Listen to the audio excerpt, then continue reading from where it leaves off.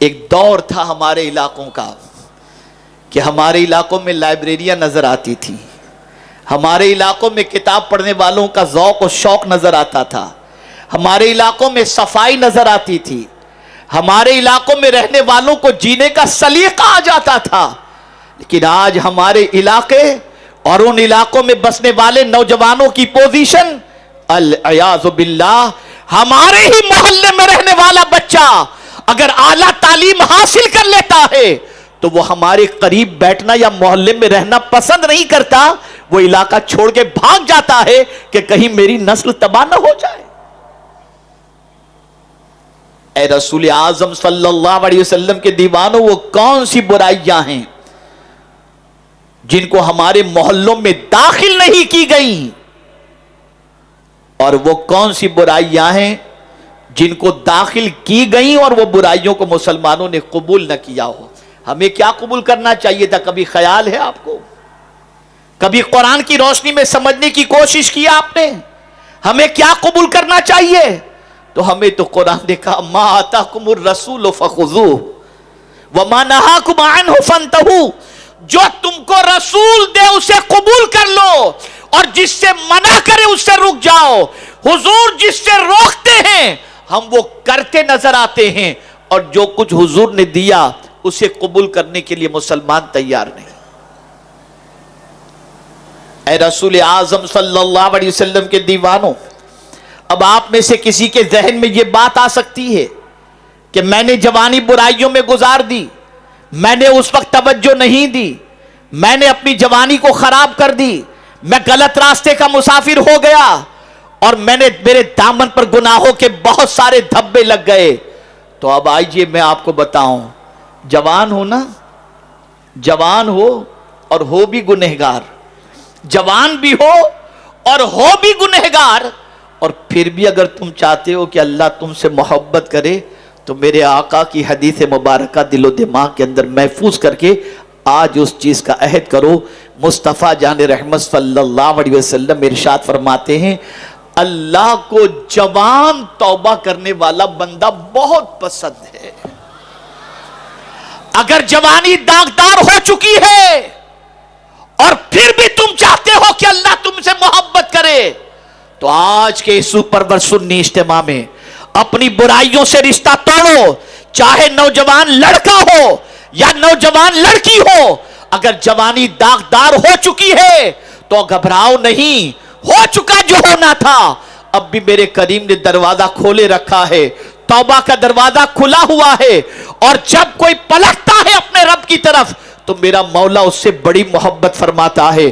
آ جاؤ اس کی طرف، آئندہ گناہ نہ کرنے کے عہد سے آ جاؤ، معاشرے کو پاکیزہ معاشرہ بنانے کی غرض سے آ جاؤ، ممرہ کو ایسا ماحول دو کہ یہاں آ کر بسنے والوں کی زندگیوں کے اندر اسلام چھلکتا ہوا نظر آئے۔ میں آپ کو بتاؤں، ذرا اپنے علاقوں کی زمین کی قیمت دیکھو، اپنے علاقوں کے فلیٹ کی قیمت دیکھو، اپنے علاقوں کے سٹینڈرڈ کو دیکھو، اور ذرا دوسرے علاقوں کا جائزہ لو۔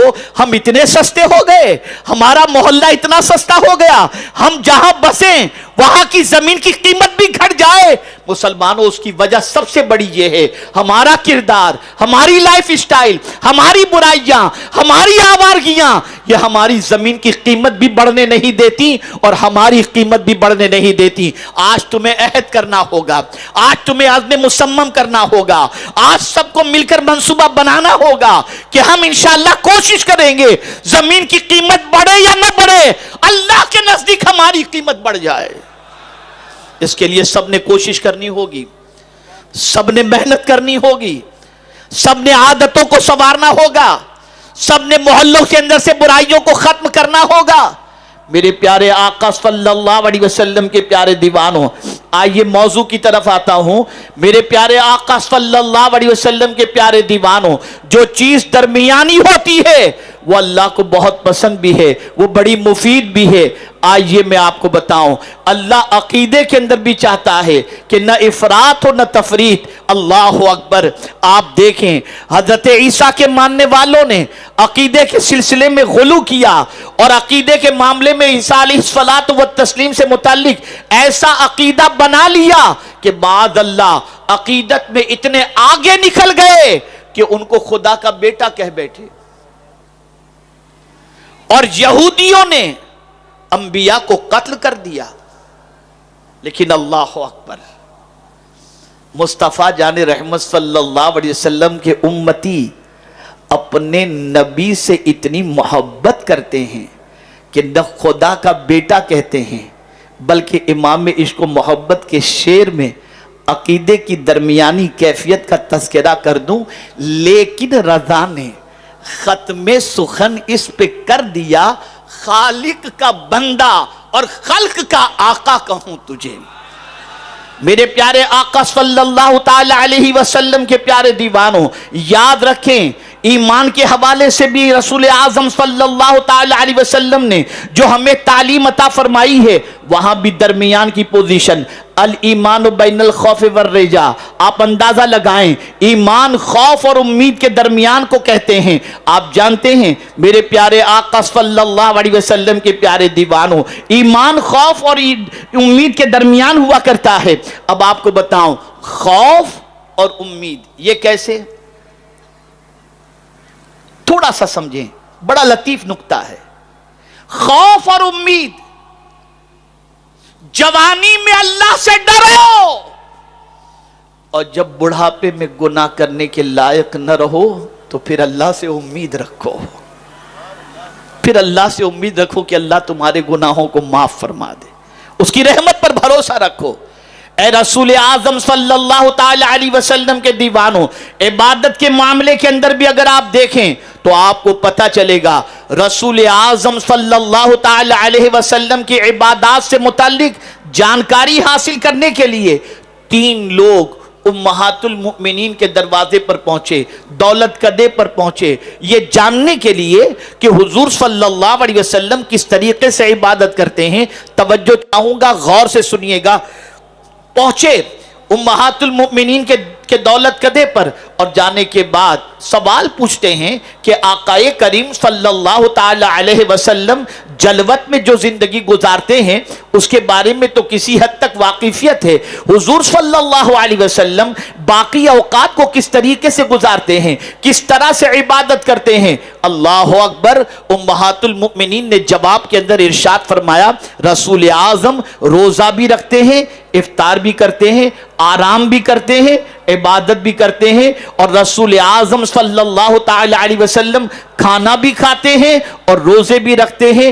اسی طریقے سے انہوں نے مصطفیٰ جان رحمت صلی اللہ علیہ وسلم کی ایک درمیانہ زندگی کو ان سوال پوچھنے والوں کے سامنے پیش کر دیا، تو تینوں میں سے ایک نے جواب دیا کہ میں تو زندگی بھر ابھی عبادت چھوڑوں گا ہی نہیں، حضور تو اللہ کے آخری نبی ہیں، ان کے لیے تو کوئی معاملہ نہیں ہے، لیکن ہمیں زیادہ عبادت کرنی چاہیے، ہم پوری زندگی عبادت میں گزاریں گے۔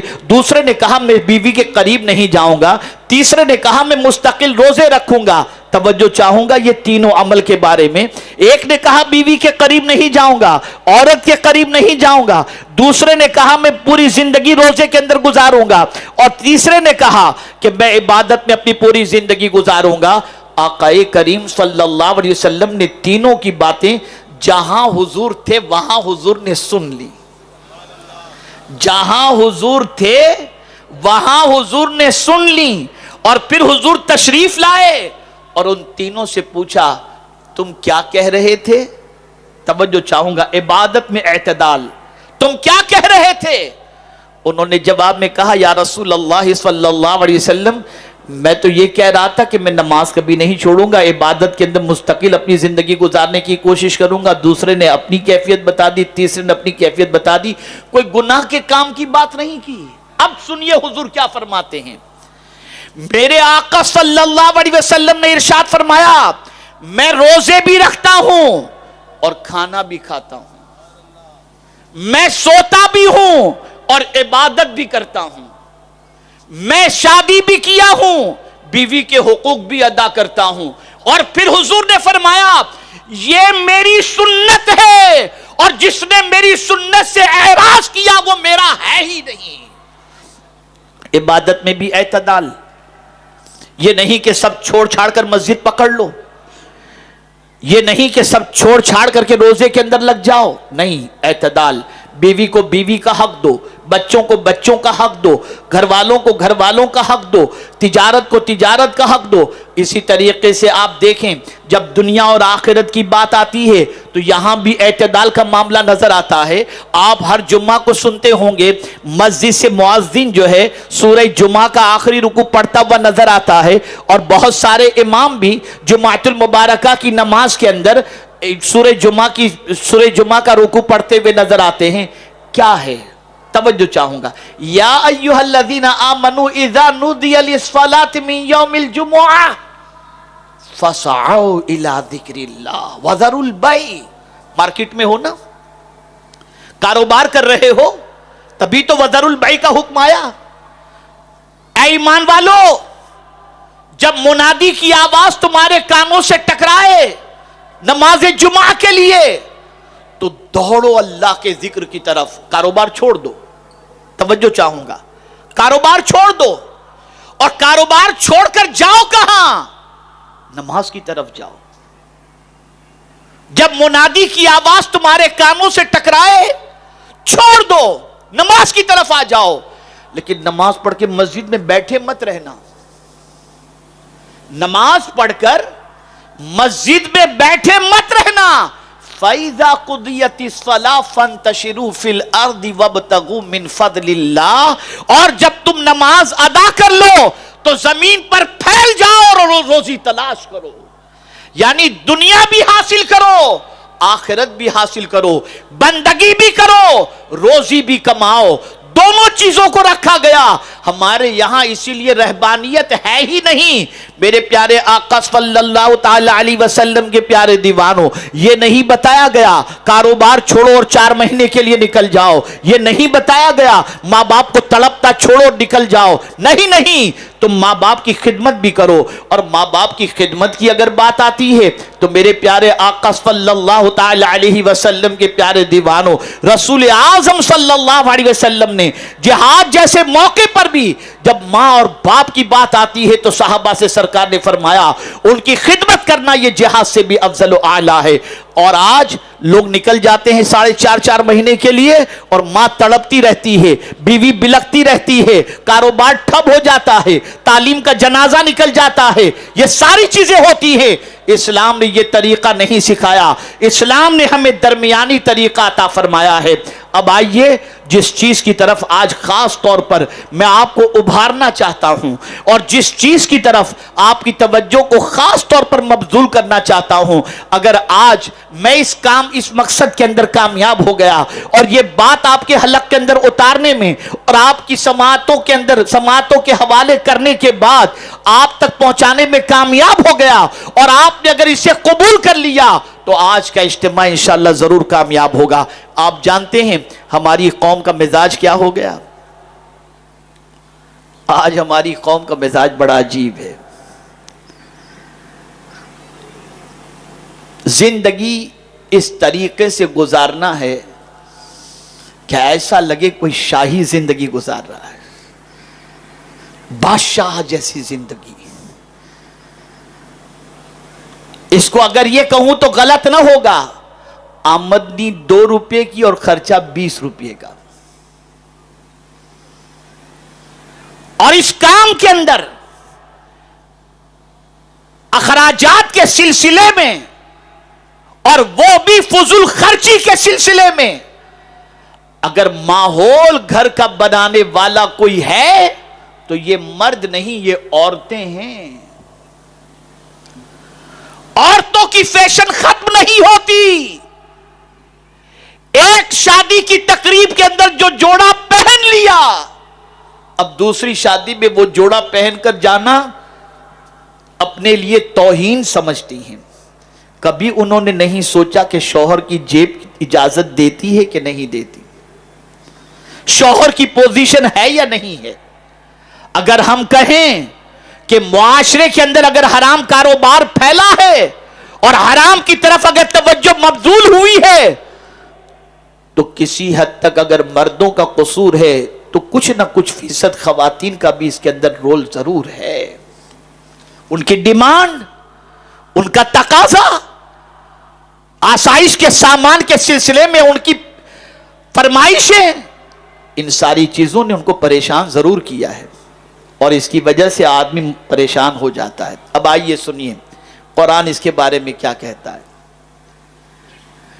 قرآن نے رحمان کے بندوں کا تذکرہ کیا، وہ بندے جن کو قرآن نے رحمان کا بندہ کا، بڑے نیک بندے، ان کی صفات قرآن نے بیان کی۔ وعباد الرحمن الذین یمشون علی الارض ہونا وَإِذَا خَاطَبَهُمُ الْجَاهِلُونَ قَالُوا سَلَامًا وَالَّذِينَ يَبِيتُونَ لِرَبِّهِمْ سُجَّدًا وَقِيَامًا، یہ ان کی صفات قرآن بیان کرتا ہے۔ اور اس کے بعد جو صفت کا ذکر قرآن نے بیان فرمایا اسے سنو۔ وَالَّذِينَ إِذَا أَنفَقُوا لَمْ يُسْرِفُوا وَلَمْ يَقْتُرُوا وَكَانَ بَيْنَ ذَلِكَ قَوَامًا، جو رحمان کے بندے ہیں وہ جب خرچ کرتے ہیں نا تو اسراف نہیں کرتے، فضول خرچی نہیں کرتے، اور ایسا بھی نہیں کہ بالکل خرچ نہیں کرتے، بلکہ وہ تنگی بھی نہیں کرتے، نہ فضول خرچی کرتے ہیں اور نہ تنگی کرتے ہیں، بلکہ درمیان والی راہ وہ اختیار کرتے ہیں۔ میرے پیارے آقا صلی اللہ تعالی علیہ وسلم کے پیارے دیوانوں، یہاں پر اعلیٰ حضرت عظیم البرکت امام عشق و محبت نے فرمایا، ناحق جگہ پر اپنے مال کو خرچ کرنا یہ ہے اسراف۔